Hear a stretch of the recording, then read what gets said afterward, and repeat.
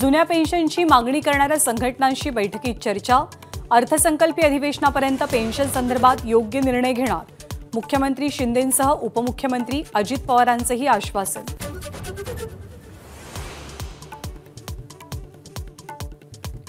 आमदार अपात्रता प्रकरणात निकाल लावण्यासाठी विधिमंडळ 3 आठवड्यांचा वाढीव वेळ मागणार। आजच सुप्रीम कोर्टात याचिका दाखल करण्याची शक्यता।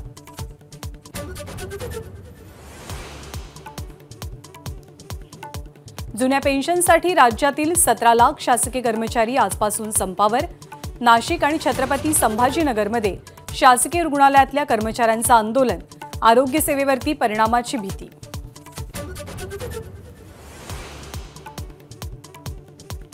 सुरक्षेतल्या चुकीबद्दल लोकसभा सचिवालयाची कठोर कारवाई। 8 सुरक्षा रक्षक निलंबित। लोकसभेत विरोधकांचा प्रचंड गदारोळ। संसदेमध्ये घुसखोरी करणाऱ्या चौघांवर UAPA अंतर्गत गुन्हा दाखल। दिल्ली पोलिसांच्या तपासावरती गृहमंत्री। आज दोनही सभागृहात निवेदन देण्याची शक्यता। संसदेच्या सुरक्षेतल्या त्रुटी प्रकरणी गृहमंत्रालयाकडून चौकशीचे आदेश। CRPFचे महासंचालक अनीश दयाल सिंग यांच्या अध्यक्षतेखाली चौकशी समितीची स्थापना। संसद भवन परिसरामध्ये स्मोक कॅन्डल जाळणारा अमोल शिंदे लातूर जिल्ह्यातल्या झरी गावचा। अमोल पोलीस भरतीची तयारी करत होता, तर आईवडिलांचा शेतामध्ये मोलमजुरी करून उदरनिर्वाह। भुजबळांना कोण कशाला गोळी घालेल, जरांगेंचा सवाल। भुजबळ विश्वासघातकी असल्याचीही टीका।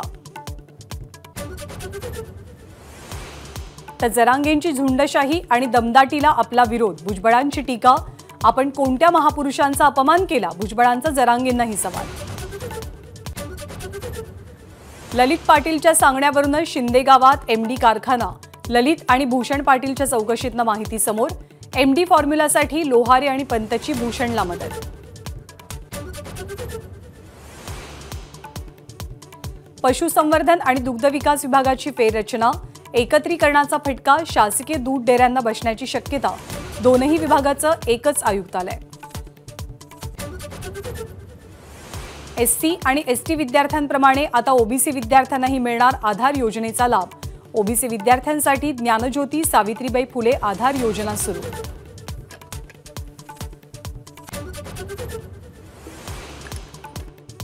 छत्रपती शिवाजी महाराज टर्मिनस आणि मेट्रो स्थानक भुयारी मार्गाने जोडणार। CSMT ते आझाद मैदान दरम्यान सबवे उभारण्याची योजना। मुंबईच्या पश्चिम उपनगरातल्या हवेच्या दर्जात सुधारणा।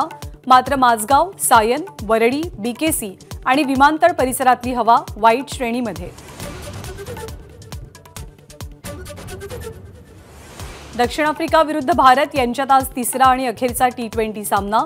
दक्षिण आफ्रिकेची 1-0 अशी आघाडी। टीम इंडियासमोर मालिका वाचवण्याचं आव्हान। टीम इंडियाचा वेगवान गोलंदाज मोहम्मद शमीची अर्जुन पुरस्कारासाठी शिफारस। तर खेलरत्न अवॉर्डच्या शर्यतीत बॅडमिंटनपटू सात्विक आणि चिरागही।